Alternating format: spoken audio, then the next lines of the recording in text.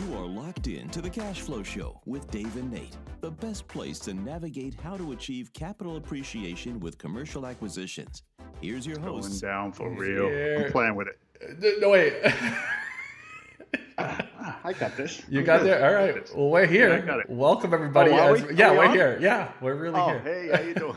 My microphone's While a you're little limp. fixing your tech, call you. This is what I always do, Dave. I just go, hey, my assistant. Oh, my assistant is away from my office right now. She'll be back in a minute. Yeah, but I don't have an assistant. in dude. the meantime, what? You don't even have one? Come on. Well, I do, but You not do. for this stuff. Look, it's limp. You know what I mean? I need some medicine. Do they have medicine for this? No. That's just. You sure? Yeah, they have replacements. As I was saying earlier. Yeah. I don't know, man. Well, while you're figuring that out, everyone, what's going on? Tom's here early. Good to have you here. What's up, everyone? From the Cash Flow Show, it's your. I can't even say. I got it. It's your host, Dave Seymour, who's got mic issues. I don't have mic issues. And it's- I'm good. I'm solid. Really? It really? Yeah, I'm feeling good now. How do I sound? Oh, you. Do I sound fantastic? No, you sound found. It doesn't sound as like. Tinny. Maybe turn up the gain a little bit. You can gain it up. Oh, don't make me touch Just a little button bit. there. Just a little bit. No, What's check, going check. on, Austin? Good to have you here. God, keep checking. Hello. Go ahead. Check. What is that? Check. I don't know. That's a truck outside. Oh, That's not wow. That picked that up. yeah. Okay. 'Cause it's I good. think that's okay. Do you like that right there? That's what do you not, think? That's not bad. I'm not going to touch anything. No I'm done. hands. No hands. Hands off. Hands off. What's going on, Eric? Good to have you here. Dave, you saying we should go on the road and put on a show? We've been on the road together before. We've done a few shows in our career, We've haven't done a we? few For sure. Hey, you want to hear something crazy, Of man? course I I do. got a the deputy security manager from Arsenal Football Club in England, which is one of the Premier League football teams, Yeah. reached out to me on LinkedIn. Actually, he didn't. He was trolling he wasn't trolling. He was looking, I don't know. He looked at my profile Okay. on LinkedIn. Yeah. So I reached out to him and I said, "Oi," Mm. which is my London accent Yeah. on LinkedIn. Yeah. "Oi." Oi. I said, "What are you doing?" Because Arsenal is a London football club. Yeah, I'm very familiar with it, by the way. Oh, are you really? Yeah, Are 'cause- you an Arsenal supporter? Well, no, Manchester. Better. No, Manchester. Shut Listen, up. in Uganda, there's always these rivalries. I'm telling a story. Oh, I'm sorry. Go ahead. Sorry. I'm joking. No, Uganda, I know. They love their soccer. They in Uganda. love it. Manchester, yeah. Liverpool, Manchester, they get in the streets with this stuff. So I became a Manchester fan just. Is that Yeah. okay? Is that okay with you? Well, actually, you're not a Manchester fan because you said Manchester. No, it's Manchester. It's Man U, mate. You're either Man Man U or U. Man City. Man All right. U. Man You're City. obviously Man something. I'm a not man sure. something. Anyway, listen to Yeah, me. go ahead. The guy reaches out to me. Yeah. And he's the deputy director of security at Arsenal Football Club. Okay. And I replied to him, and I'm like, "Oi, what are you doing looking at my site?" I said, "Don't you know I'm a Chelsea supporter? And they just beat us in the FA Cup, Oh. but we beat them in the league table, so that we go through to Europe next year, and they don't." Okay. And anyway, he's funny. He goes, big fan of the TV show when it was playing over here. Yeah. Just wanted to reach out and touch base. He said, I was wondering if you've ever done any motivational speaking. Yes. No. No, I'm like, No, not at all. and I texted him back or emailed him back in LinkedIn, and I said, "Look, man," I said, what can I do to help you guys? I've done some stuff. I wake up and I'm motivationally speaking. Yeah. Right? There's another version of me that stands by the side of my bed. And Yeah. wakes me up. I hate that guy. He won't let me eat ice cream. Yeah. Sucks. But anyway, man. he said, and I found this kind of interesting. And I said to him, I said, "Yeah, let's do something. What can I do?" I said, "I've done some pretty big things. I've done some coaching things over the years. What can I do to help you?" And then it got kind of serious, and it also got kind of sad. And he said to me, "Now you got to remember, Arsenal Football Club. I mean, think of them as the New York Knicks, or think of them as a Boston team like Red Sox or Rivalries. whatever. That's their level." For sure. He said the mindset around here he said, is horrible. He said people are so upset, they're so depressed, they're so unmotivated because of the financial impact that COVID has had on these clubs. And I kind of knew it, but you think about the depth of, like, a New England Patriots or a Tampa Bay Buccaneers. Yeah. You know what I mean? You think of the depth financially of those clubs, but they were only really supported, like these athletes could only make that money because of the fans that would show up to the events. True. Right? $150, $250 for a ticket at a ball game.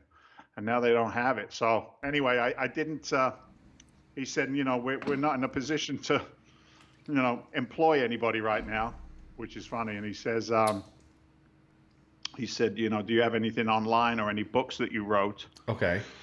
But no, wait, hold on.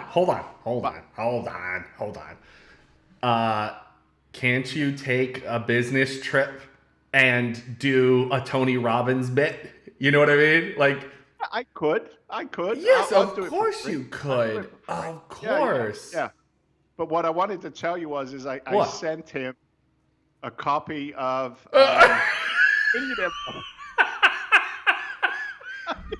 I found. What are you laughing for? Because I love that thing. It's the best potty read there is. To just sit there and flick through some motivational pages. It's a good potty read, but it's not potty material. No, it's good stuff. No, it is good stuff. But that was okay. That was a good move. But I think you should follow up with that. I think you should do like, hey, I'm gonna give you a free session, and then lock them in for the next I will. The year. I will. Oh, man. If they can put 50 players and 50 employees from Arsenal Football Mandatory. Club over there. Mandatory meeting, bud. Dude, it's Dave Seymour. It's fun. And that cracks me up. So anyway, that was interesting. That's awesome. You gotta love always networking, trying to figure out true. What the next best thing could be. So it's so cool. True. It's cool. That's good stuff, man. And speaking of sporting clubs, actually even here, a lot of the president of the sporting club here is very tied to real estate. So look, it's the same old story, right? You've got capital, you've got excess wealth in those careers. Yeah. And somewhere to deploy the capital is interesting. I was out of state last week, and I sat at a dinner with Kevin Harrington. As I said, he's come on our advisory board. So I was hanging with Kevin, and we're in a steakhouse, and there was another gentleman there from a company called Cannapreneur. Okay. It's the cannabis business for entrepreneurs, and these guys supply services and that kind of stuff. But the amount of capital that's sitting on the sidelines is redonkulous right now. Absolutely ridiculous. The amount of family funds and family money that's out there. So true. And they just don't know where to put it. So it doesn't matter whether you're a soccer player, an NFL player, a cricket player, a hockey player, right? Cricket. Or you're just, a doctor, a lawyer, somebody that's been blessed with, a pretty high earning income. They're still looking for places to put money right now. That's so true. For sure. Yeah, and even it's kind of interesting because for the past year or so, I've been in the startup, circles, and it's amazing to hear how many companies are getting funded. I was just reading this article that this landlord platform where it would allow tenants to pay all their rental payments online through an app.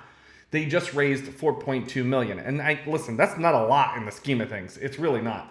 But there has just been, we got the what was the first act? The first stimulus? Okay, I forgot. The CARES Act. Now we have the HEROES Act, not including all the other stimulus that's happened around the world. So the amount of currency that's just hit the earth or been punched in the computers has just multiplied so much more. Yeah, you got it. It's been punched into the computers. I point of clarification. I talk a lot about printing money. And it doesn't mean that they're necessarily printing more dollar bills. It just means that they're adding zeros on various digital platforms, if you will. Exactly. You know what I mean? Do you ever wonder who has that job? Wouldn't it be nice if you could just go into your own bank account and add some zeros on there like the government does? I want to know. I want to know who has that job, right? It's probably like a very secretive job. It's Mnuchin, isn't it? Isn't it Mnuchin? He doesn't punch the numbers. He doesn't do it. Like he doesn't hit send. He doesn't hit return or enter. No way. Someone does. He doesn't do it. He's probably control escape. Yeah, Kinda like yeah. Get the hell out of there before I break it. Yeah, he does do it. But I'd be so interested to see like who that person is. We'll never know. But Tom's saying hello from Lancaster City. Lancaster City. Lancaster City. Lancaster City fan. Lancaster. Is that a rival? Totally different up there in Lancaster. Is that? It's funny, man. We were talking about this before we got on the air. It's funny. There's more people from England listening to our show than there are in America. We gotta start. Home. We gotta. Americans suck. No. You know what we gotta do? We gotta have like the UK flag and the Portuguese flag behind us during this show. We gotta have everybody represented. When I was in the fire department, one of my best boys, his name's Joel Abreu. His father's fresh off the boat, Portuguese. You know, kind of like your father. Yeah. And we were watching the World Cup a couple of World Cups back, and Portugal was playing England. I think it was in the quarterfinals or something like that before the semis. And we had this little bet going that if England won, Joel had to wear a British soccer shirt. And if Portugal won, I had to wear a Portuguese soccer shirt. Oh no! And unfortunately, the Portugal guy who always scores the goals. Of course. We have the best player in the world. We have the best player in the world in history, the most highest paid. Messi's the best. Oh please! Oh, give me a break! No way! Stop it. Ronaldo's a poser. What? What? No, it's Messi is just no. Listen, there is no denying we're that. Not having a soccer conversation. This is the cash flow show. Listen, anybody who said, post in the comments below Ronaldo or Messi if you're a fan. Just throw it in the comments so we could say who is the better player.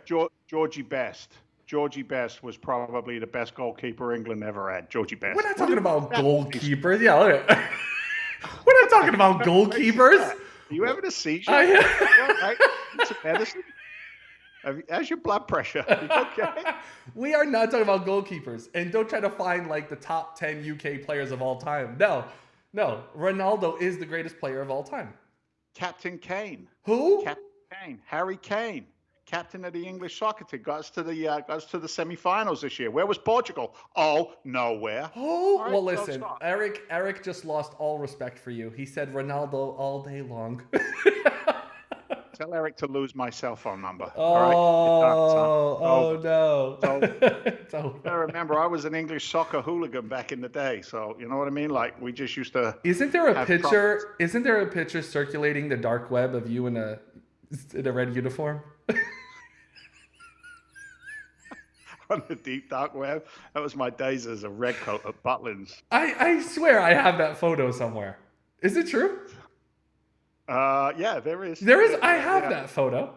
Yeah, there was a company in England called Butlins Holiday Camps. Okay. Which is kind of like Disneyland, only cheesier, if you can imagine. Oh, right? This was an amusement park. It was like an amusement park. And I was part of the entertainment stuff. That's why I had a red coat on. It wasn't a soccer thing. I couldn't remember the picture vividly, but I remember you were in a red something, and I remember I seen that picture around. It wasn't a thong, was it? No. So wait. Everybody, I'm curious, but what were you doing at an amusement park? I was 18, 17 and a half. Oh, don't bring the age into it. I was a kid, man. It was one of my first gigs ever. It wasn't 2 weeks ago. It wasn't 2 weeks ago. 18. Look at you with the handkerchief, you big girl's blouse. Are you all right? So watch. I was in England. They got this has got nothing to do with cash flow. Nothing. No. I was working as what they called a red coat. Okay. And a lot of the famous English comedians had worked their way through Butlins entertainment staff. Okay. And got themselves a little bit of credibility. And it wasn't pretty, man. I was 18, away from home, no rules and regulations. Okay. Drinking was legal at 18 in England. Yeah. I think it was legal at 14 in England as well. You could get married at 12 and have kids at 13 in England. It was crazy. Wow. But that's not true.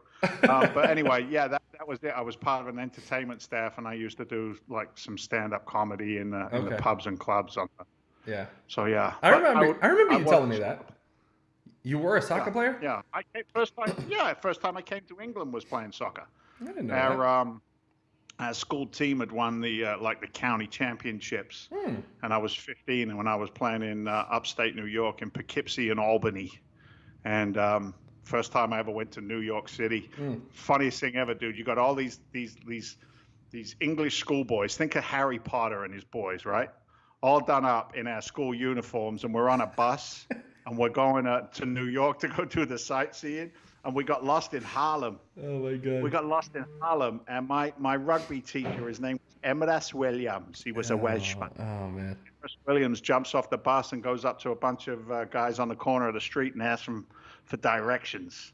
And the cop said later on, the only reason we got out of there is these guys thought we were from another planet. We were so different from everything around us in that area. That was the first time I ever got a double Whopper, fries, and a large Coke. That was the day I fell in love with America. Really? I had a microphone like this, and he goes up to the microphone and he goes, double Whopper fries, large Coke. And I went, I don't know what that man just said, but I want some more of that. It was good. I fell in love with him. So, Wow. yeah. Well, what about tenants? Tenants and rent payments. What's going on there? Well, what we're seeing is, so going back to what I said earlier about this app, I think we're seeing a lot of now, like going from people making, let's say, cash payments, right? People pay, which shouldn't be done, but, people writing checks. That's not happening, right? So we're seeing a lot of more people make rental payments even more on time because they can do it from a tap right on their phone. So yeah, they might be doing it on time, but here's the challenge. I'm looking at the same Housing Wire data that you are, right? We pulled it up to a little, so we're not just talking Turkey. Let's get down and dirty. Yeah. So there's a lady by the name of Julia Falcon, and she writes for Housing Wire. Just started following her on LinkedIn. I like the way she puts her articles together. Yeah. They have no political agenda attached to them. They're data driven, which I love. So I can trust some of the information.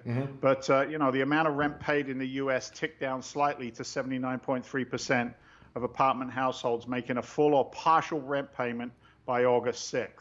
So we're seeing rent payments tick down. So that's increasing losses for the investors that are owning these multifamily properties. Then we look at our blue and our red states, right? So New York, Massachusetts, California, right? These states are all extending the evictions on the moratoriums. So they're pushing out eviction, pushing it out. And look, I'm not a heartless son of a gun who just wants to evict people and kick them out on the street. That's not what I'm saying. But we live in a capitalistic society. And if I'm a landlord, if I'm an owner of multifamily assets, the way my business works is it's got cash flows, money coming. Right. And if I'm capable of capitalizing on my real estate, then I, as another human being, I'm also up shit's creek without a paddle, right? I'm also screwed, glued, and tattooed in this scenario. Yeah. So it's not greed. It's just the society in which we live. So, New York is extending. A very liberal state. California, Massachusetts. Massachusetts. The landlords or property owners are now suing Governor Baker here in Massachusetts. He's getting sued. Really? Because, I didn't hear about that. It's a kind of a cool story, and it's interesting. They always seem to fly under the radar. Like you don't always get all the sides of the argument, right? And this is a nurse on the South Shore. I believe she owned, I think it's New Bedford, Nate, New Bedford, Fall River, somewhere down there. Really? She owns like a 12-unit property. Okay. And, it's part of an accoutrement or an add-on. I just said accoutrement. That's a French word. I don't know what it means. Add-on or addition to. It's part of her retirement plan is to use real estate to get her to the finish line. Yeah. She went to her attorney and said, look, I can't evict non-paying tenants. How is this legal that is that way? So she brought a lawsuit. Now, I don't know any more details on it than that, but the silent majority is getting pissed. Right. And it has to turn at some point. We've said this in prior shows. You're going to have to rip off the Band-Aid. Fewer U.S. tenants paid their rent in July. 31% renters. This was in June 29th, so a couple of weeks back. a couple of weeks back. Sorry, July 7th. So four weeks ago. 31% of renters doubt that they will be able to pay next month's rent on time. Yeah. Look, With I don't know, man. Well, another thing that's right in the mix of all these stats, right, is we have the next stimulus coming down the pike here, and that's going to impact, some of these numbers next week. I think more payments are going to be made. What do you think? Well, look, the Democrats have been holding out for the $600 a week unemployment packet for the for folks who are out of work. Yeah. And again, look, I try not to play politics, but at some point you either got to pick a side and man up. But having people just get paid no matter what at a number that doesn't motivate them to look for work, I think is a challenge. And the current administration, right or wrong, says no, it's not 600, it's 200. Yeah. Right. It's some, not all of it. Right. And he came out with a couple of executive orders and rewrote his own stimulus packet without Democratic approval. And look, he made a decision, and one needed to be made rather than this back and forth. Quagmire of backwards and forwards. Yeah, because they're still fighting over it now. There are people out there that when this, unemployment benefits were ending, the other stimulus deposit or check happened back in, what was that, April? So people, and there's still a lot of people unemployed. They're still wondering. We already know that this isn't just going anywhere, even though lockdowns are now non-existent almost, right? But everybody's got to wear a mask. This COVID thing is not going to just recover next month, even if Russia does have a vaccine. What do you think about that? If they do have one, they stole it from us. No, come on. Really? I don't know. No, wait. Know. I know this is not a political show, but let me tell you, I looked at that. When I heard that statement, I was like, is this another rush to the moon? That's what I thought. That was the first thing I thought. The last time I came up out of the quagmire to pay attention to vaccines, et cetera, was when they said Oxford University, which is in London, by the way. Exactly. Which is where I'm from. Yeah. Oxford, which I grew up near Oxford, on the side of it. Near Oxford, in the countryside. No, they said that Oxford was close to some kind of a vaccine. Yeah. But look, again, man, it's you listen to, there are therapeutics, there are ways around it. Should we lock down? Should we open up? And even if a vaccine comes to the fruition and comes to the forefront sooner rather than later, we're a big ass world. There's a lot of people on this planet. Exactly. You know what I mean? Mm-hmm. So this isn't going away. Just like the common cold doesn't go away, like diseases that we live with every single day, they don't go away. They're managed, and the sooner we face how to manage it, I think better. But again, I'm not Dr. Fauci. So I got a question for you. So back in 2008, right, we had the credit crunch, and a lot of people went into foreclosure. So the rental market skyrocketed. So what's your take on upcoming foreclosures? Do you think we're going to see another spike in the rental housing market? I was reading an article by Diana Orlick. Now, I don't think she writes them herself. I think she's more intelligent than that. But her last one was some data had come out that there was an uptick in people getting home equity lines of credit on their properties and doing home renovations. Okay. And it enraged me. I'm going to be frank with you. It enraged me because I saw the stupidity of 2007, 8, 9, right? I lived through it. And when I say stupidity, I use that word purposefully. The donkeys were out there and they were all herding and galloping down the road together. The cost of real estate will never go down, and Wall Street's doing us a favor by letting us pull all the equity out of our house. Well, we know what happened after that. It was predatory. Yeah. So here's the thing. It went predatory. We had a crash, and then the government bailed them out. Right. Well, guess what? This time, we've done the bailout before the crash. That's what we've done this time. But we've done the bailout before the crash, meaning the crash is still coming. Yeah. Are you kidding me, Nathan? Yes, there will be an uptick in foreclosures. Yes, there will be an uptick in rental need. Yes, there will be multifamily apartment investors, single family investors, fourplex, duplex, retail, office, who are all going to get hurt badly because of this thing. The name of the game is simple: is you can bury your freaking head in the sand and pretend it's not going to happen, donkey, or you bring your head up out of the sand, right? Yeah. Bring some intelligence to it and start making some moves now. Look, dude, it's real simple, Nate. There's proactive and reactive. You decide which side of that equation you want to be on. Because if you're proactive, you've got a chance of being a victor instead of a victim. And if you're reactive, you've got a higher chance of being a victim instead of a victor of circumstances. So true. And that's just fact. And look, I'm not going to say I got all the answers, but I tell you what, I'm not running along with the rest of the herd thinking, oh my God, I can't breathe the air around me because I'm going to get freaking COVID. Stop it. Wear a mask, use some common sense, wash your hands, you dirty son of a gun, and be right. You know Tell you one thing. Stop picking your nose and scratching your rear end. For real, dude. Just come on, be decent, clean human beings, and we got a chance of doing okay with this thing. I'll tell you one thing. It's not like, oh my God, the sky's falling, Chicken Little. Yeah, one thing I definitely like about what's happened with COVID is the fact that so many more people wash their hands. I have like serious OCD with washing hands. Like I probably wash my hands like 10 times a day.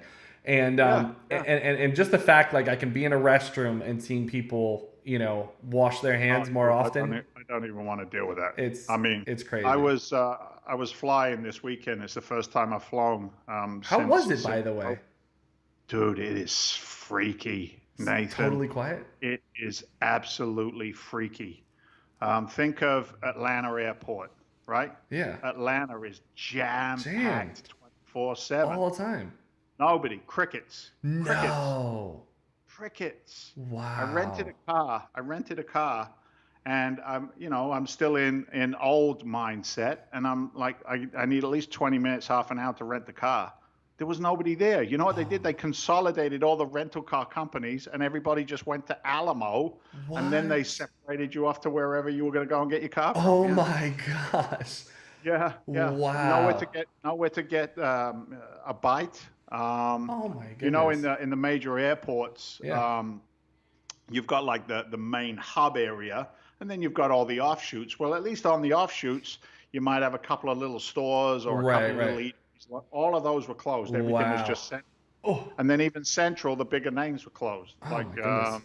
What's the White Horse restaurant? P.F. Chang's. Oh, P.F. Chang's, yeah.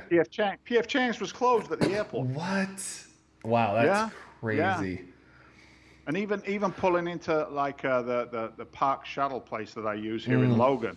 Empty? Dude, there was like 40 cars in there. Way. That's insane. Maybe 50. That's crazy. I pulled in there and I said to the guy, because I know him by name, I've traveled so much. I'm like, how you doing? And he said, this isn't good. He said, this isn't good. We got to get going again. Right. We have to, you know? Right. So, you know, it's look, are there going to be foreclosures? Yes. Yeah. Is there going to be, if you dig deep enough, you'll find some of the very best economists in this country and in the world waving a red flag, and nobody's paying attention. Nobody's paying attention. It's going to be great in November. Yeah. Once we get through the elections, it's going to be so different. Honest. Stop it, donkey. Well, Thomas says, Dave for president. And thank you, Tommy. And then Everett James was saying that in 2008, it was so bad that many multifamilies went bankrupt because they got foreclosed on droves and drove by apartments and all went the way home to mama's basement. So I'm sorry. I get it. Yeah, I get it. I'm not sure if he went home to live in. They all went home to mama's basement. I was like, is this a personal thing or somebody else? No. Look, there will be apartment complexes that will go down to 30 and 40% occupancy. Yeah. There will be. That's a fact. But here's the other side of the equation. I'll be there to buy them at 30 and 40% occupancies based on their current cash flows. And then that 60% of free real estate that I purchase over 5-6 years will lease that back up. We'll turn it back over. We'll take care of the tenants that are there. We'll welcome the new tenants in when they come out of Mama's basement. Right. Yeah, exactly. They come out of Mama's basement, and we turn the corner. And it's not going to be in 12 months, 18 or 24. It's going to take some time to fix this shit. Yeah. And who's going to be ready? Who's going to be ready on the other end of it? You know. Exactly. So you got me worked up, man. I thought I was in a better space, but now my heart rate's up. I'm getting sweaty. Well, I speaking of flights, though, interesting enough, China just launched a program. They sold 100,000 memberships of pay once a month, and you can fly unlimited times all throughout China. Yeah. And that, no. It's not China. It's China. China. China. China. And then the European Union, excuse me, Azores and Azores Airlines and SATA just announced, two airlines just announced free tickets for children under 12. So yes. So I was like, whoa, there we go. I was a little disturbed that I'm flying up front in Delta. Yeah. Right. Even when it's only 40% filled, I'm still flying up front, right? I had a couple of credits. Yeah. So I used my credits. Yeah. It's crazy, man. It's crazy. Yeah. You're wearing the full-on face mask sitting on a flight. Right. And there's no good grub anymore. It's all coming out of a little snack box. Oh, right? Really? Oh, and then man. they give you a disinfecting wipe in a little sachet. And this, what's with your French today? I've got a lot of French going on today. Yeah. Tu danses avec moi, s'il vous plaît, maintenant.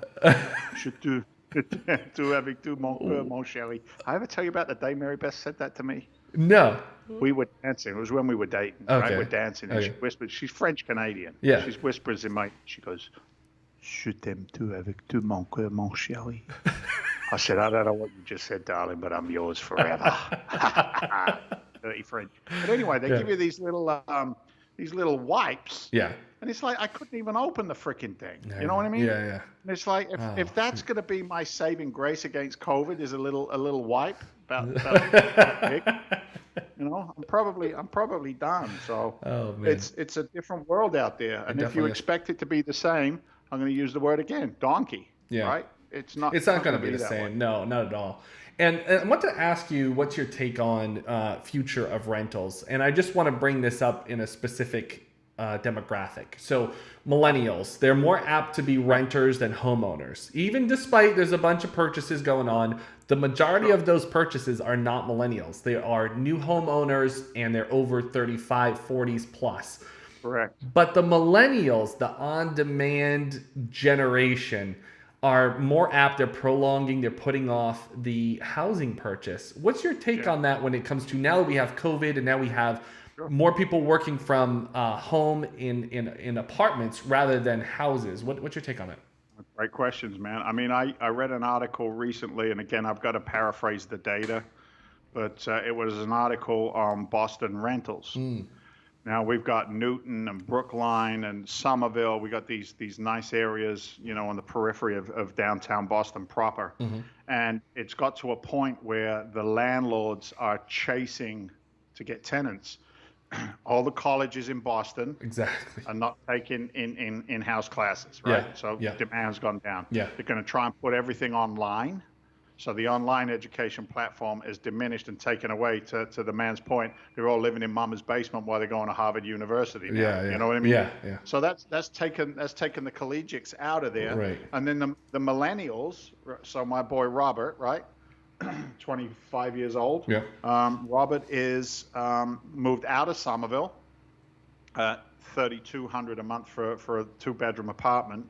Moved up to Salem, Massachusetts, where he now pays $2,000 a month for a better apartment because he doesn't have to go into work in Boston anymore. Wow. So the educated millennials are going to be that demographic that grows in the rental market. Very true. And here's the other thing. What's the biggest payment the millennials have, Nathan? Their rent. Their rent and where did they go for 4 years? Oh, yeah, student loans. Okay. Student loan. Yeah, absolutely. The student loan is the barrier to entry. Yeah. for them to get mortgages, even if they want to play Very that true. game. Very true. So, and I look, man, again, full circle. Yeah. Full circle. It takes me to a point where,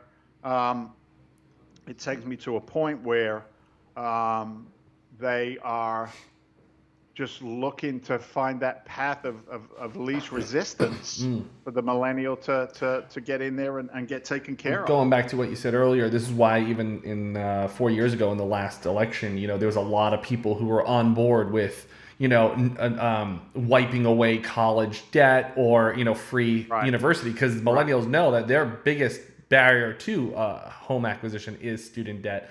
But I also look at this from a different perspective. I think coming up in the future, now and into the future, let's just say a future without COVID or a maintained COVID, I think more millennials are going to be traveling more than ever. I think the on-demand rental market is going to skyrocket than more than ever before. That's interesting. That really is interesting. I've got a couple of single-family properties in Florida. Yeah.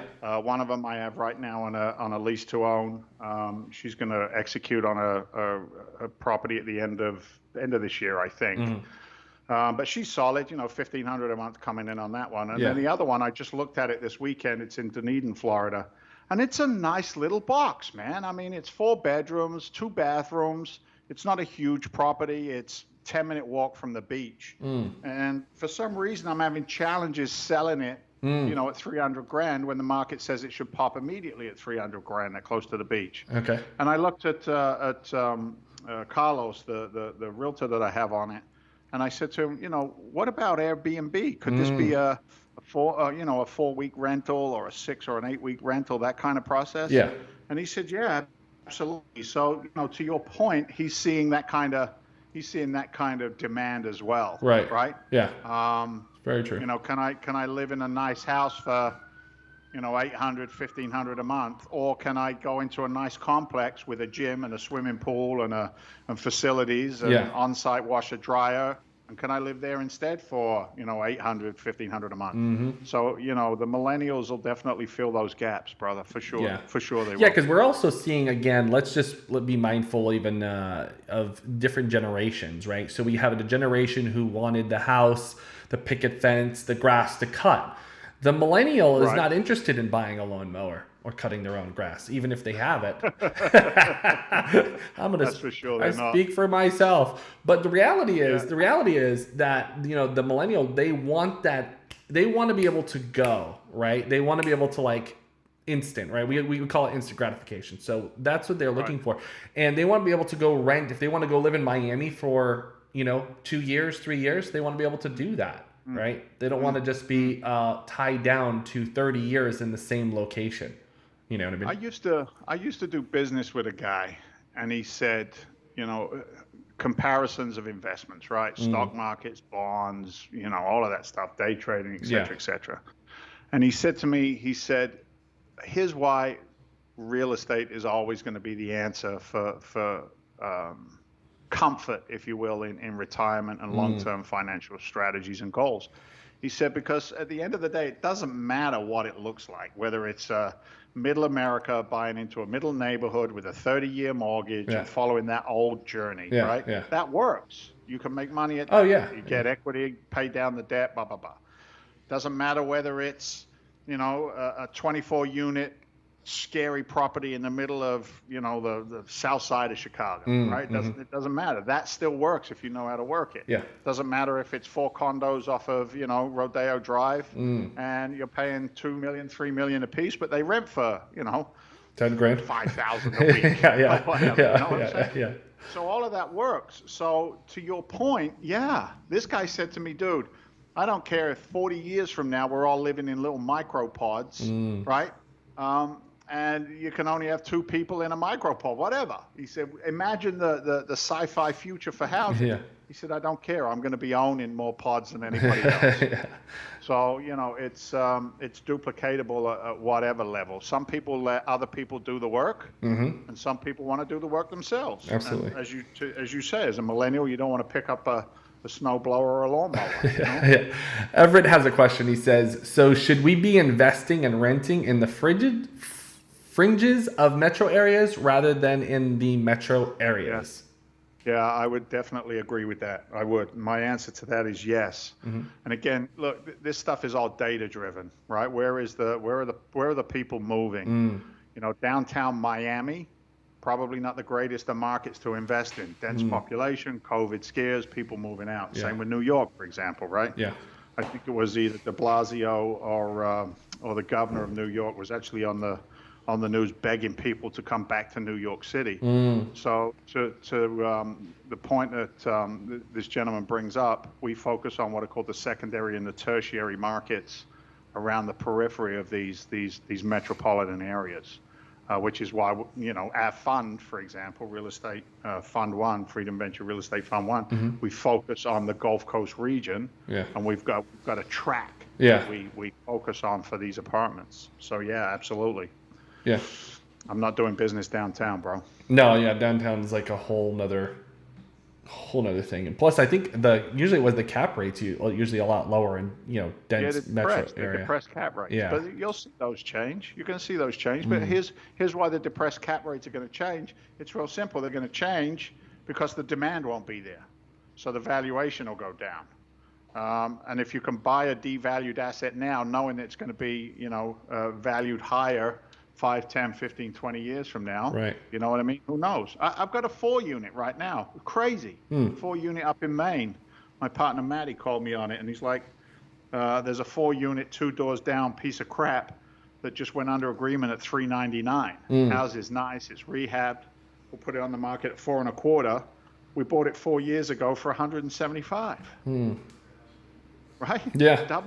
Double the value in 4 years. That's solid. That's going to happen again and again and again. This will be a bigger buying opportunity due to COVID that I believe we saw due to the crash of 2008. I agree with you. I think there's going to be, I was just talking about this on Wednesday to a group of investors, and I said, like, get ready. Get ready. And there's 3 like core areas, and some of this does affect, you know, even single families, but it affects multifamilies. The reality is there's an increase in probate. Unfortunately, there is, and because of COVID, right? Then there's an increase in divorce. Why? Because in financial hard times, a lot of the home gets shook up a lot. So that's another thing. And then we have, what did I say? That's what I said. Yeah, no, That's it what was. you said. I can't even remember. It was, divorce, probate, and why am I forgetting the other one? Evictions. Foreclosures. Thank you. Yes. Evictions, You're foreclosures. welcome. I just wanted to see how long you were going to I'll just, and foreclosures. So that whole market, I mean, that just means there's a whole boatload of inventory that's coming due, and people are going to go from homes to apartments. That's what's going to happen. I did a podcast yesterday with. You're so famous. Oh yeah, wicked famous, wicked smart. Wicked smart. I did a podcast yesterday with a cool guy, Hans. I'd butcher his last name. It's Polish, but anyway, I'm not going to try and do it. But anyway, I did a podcast with this guy, young guy, in the Bay Area, right? So he's a realtor, rocket realtor in the Bay Area, you know, kicking ass and taking names. And we were talking a little bit before we started recording. And, you know, he's a younger guy. I'd say he's in his late 20s. Mm-hmm. And he's paying attention because you could tell by his messaging to me was, I'm going to make hay while the sun shines. Yeah. And he said, right now in real estate, the sun is shining. Yeah. It's shining. Exactly. But nobody's paying attention to all of those thunder clouds that are rolling over the hills right now. That's so true. You know, my message is simple. If you think you can go out and flip houses right now, you're going to get hurt. Oof.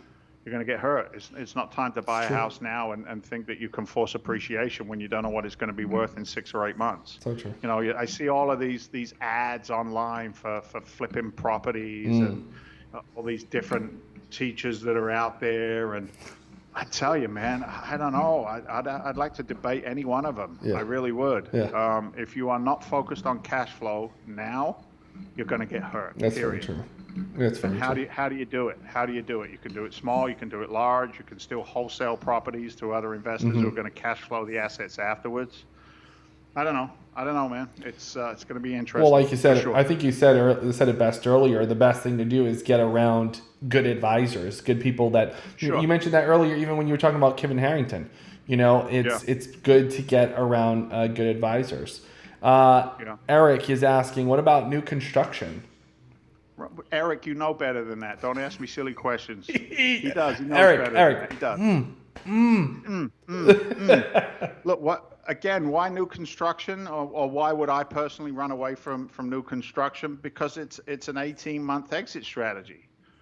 It's a 12-month exit strategy. How long does it take to build a property, and is there going to be enough qualified buyers afterwards? Look, man, I'm the most conservative son of a gun in this business that there is. I think that's why people invest, hundreds of thousands and millions of dollars with me, is because of my conservative outlook. I don't gamble, man. Yeah. I don't gamble. And have I walked away from millions of dollars? Yeah. Yes, I have. And I'm okay with that. I'm okay with that. If you can tell me with confidence that there will be a qualified demand of buyers for new construction 12 months from now, then prove it to me. Show me. Yeah. Show me with all of the other data that's out there that that's the play. And if you can't, then figure something else out, is what I would suggest. Especially when it comes to new construction. Let me tell you, new construction is like a game that you better have some cushion when in a depression or recession. Absolutely. You have to. Otherwise, you will lose everything. Everything. Yeah, you need a little cushion for the pushing. Exactly. Pushing into the new phase. Exactly. For sure. Because it's very risky. So if you're brand new, I mean, I always tell people when I've heard people ask me about, I want to build homes and stuff. There's like a path to that life. Either you're born into it through a family business, or you've slowly like rehabbed houses, and then you know the market and know what to do. But that is a risky game, and it's very risky when you're on the cusp of a recession. I mean, let's go back to 2007-06 when building was on a high swing and everybody wanted to build houses. But then after 2008, or when the crash was hitting there from 2008 2010, they all lost it. Yeah. They all lost everything. Good friend of mine just called me the other day, actually texted me, and he's kind of like spreading his wings. He's going for it, like he's known me a very long time. Yeah. And the text was, I just bought land. How should I take the title on the land? And I'm like, stupid LLC. Why don't you try that for a time? Stupid LLC. There you go. That's so good. And I love this guy. I love him like a brother. And it's like I'm thinking to myself, where is the cash flow off of land? There isn't. There is no cash flow off land. Nope. Ready? Cash flow. Yeah. Say it together, boys and girls. 1, 2, 3. Cash flow. If it ain't cash flowing on the day that I'm buying, then I'm flying. I'm out of here. It doesn't make sense to me right now. So, again, no right or wrong. What do I know? What do I? Are you reading questions? I am. Yeah. Sorry, I'm trying to organize them. Yeah. Yeah. It's Eric. Eric is asking, you have been in the passive income game before these times. So what do you recommend to get into passive now? Yeah, no, I get it. So what are you focusing on, man? Yeah. What are you focusing on? Like, I know Eric. I know his market. I know where he's calling from. A great realtor, working his way into the investment game, and the rules have changed. So if, let's say it's that quick turn real estate, right? Get it under contract, sell the contract to another investor. Well, you can't, if I'm an educated investor, I'm not buying a contract from a wholesaler on a single family house that needs rehab and repair and retail. So maybe I start focusing on duplexes, triplexes, 6-unit properties, understanding the analysis, get real good at underwriting cash flowing assets, and start some marketing, door knocking, calling, groups, meetups in the cash flow multifamily arena, because you can wholesale a 6-unit the same way that you can wholesale a 750 square foot single family house. Yeah. And agents are in a unique position right now. They're like, again, going back to the 5, 6, 7. A lot of people were selling homes. A lot of people are selling homes right now. All you needed was a Mercedes, a pencil skirt, high heel shoes, and a bouffant hairdo. That's it. And you were a realtor, baby. Yeah, and even mortgage brokers. I mean, these are the moments where things are really good. But if you're considering investing and you're going to make an investment of your capital, then you want something secure. You want something long-term that's going to weather out the storm. You need an anchor. You need an anchor in your portfolio. It's that simple. I could be that anchor for people who needed that. You know what I mean? Like I can anchor other people's capital for them. Anchor. We should call it Dave Seymour is the captain of the boat. That's right. And it's funny, we're joking, but that is the truth. No, it is. Yeah, it is. Right? It is. People go live their lives, and they need help. It is for sure. It is the truth, and there's a lot of people out there that don't know what they don't know, such as in all different industries. Whether you're a doctor, it doesn't matter. You could be a great eyebrow. What do they call those people? Technician. Beauticians, eyebrow technician. Well, let me tell you why. Technician just for eyebrows? Yeah. You ain't right, man. No, listen, I don't wear them, but I'm telling you what. No, I found out. Listen, I did a little research because I was surprised. I was like, what is going on? That this eyebrow thing is blown and has been blowing up on another level. What is it? What do they do? It's a combination of things. So they do shaping, but they also add on eyebrows, eyelashes, eyebrows, lashes, things. Okay. How the hell did we end up talking about this? Well, no, listen. Well, what was the point of me telling this? Hold on. I don't know. You ain't right in the head. No, look, because even Everett knows what I'm talking about. Because listen, how did we get here? The point is that it's blowing up. Experts in one area. Like they know just one thing. They're experts in a certain area. It doesn't mean that they're experts in all area. I think that was the point you were trying to make. I was trying to get the lady who does the stringing thing with your eyebrows in the mall probably doesn't know how to underwrite an 80-unit apartment complex in exactly. Thank you. My point was there are companies, specialization. Thank you. Right there. It won't get any better than that. But listen, most people think doctors, lawyers, attorneys. But I was reading this information and doing some research that these eyebrow people or eyelash people are making specialists. They're making a killing. And so even if you're in an industry or in a business and you're like, well, where do I park all this money? Where do I get with me? Yeah. Where do I get the tax benefits? You're supposed to say with me. With me. with Nathan. With us. Where do I get the stress-free nights? There was a quote that I read from an advisor, one of the big guys. And he said that multifamily investing is what wealthy people call the storage facility of wealth, right? That's where they put their money. They just store it in multifamily because they know it's going to grow, for sure. Yeah. So anyway, good stuff. Good stuff. Before we go, Everett wants to know what's the fund, and I'm sure there's other people who want to know about it too because we have a lot of new people here. By the way, thank you everyone for being on board. But can you share a little bit about what the fund is? Yeah, so Freedom Venture Investments, my company, we're a private equity company that creates funds that buy multifamily assets. So we bring in investor capital, accredited investors. We put their capital into our fund. They own shares inside the fund. So think of it as owning a piece of a large company. And then with that capital, we go out and buy multifamily assets, primarily in the Gulf Coast region. And then we pay quarterly distributions, so there's cash flow on the capital that's deployed in the accounts. And then we also share in the upside at the point of sale. So the capital is not liquid, it is illiquid, meaning it is in that fund for 5 to 6 years. Don't be scared by that. That's the smartest play out there right now, is to put your money to work in one place for that period of time. So that you can benefit in the upside when we sell these assets out after 5, 6 years. Yeah. So yeah, that's a big picture of the fund. But if you want to get more details, go to freedomventure.com. Freedomventure.com. There's a free download there as well for an ebook. It talks about the unlocking the code of multifamily investing. You can go in there and explore a little and see what it is that we're doing and why we're doing it and where we're doing it. Did you get that slogan down where we put the fun in funding? Yeah, I'm not up for pretension. That's for sure. Good stuff. Well, Dave, this is a very productive and insightful episode today. It was. Yeah. I felt good about it. It was good. I was a little sluggish at the start, but I got going.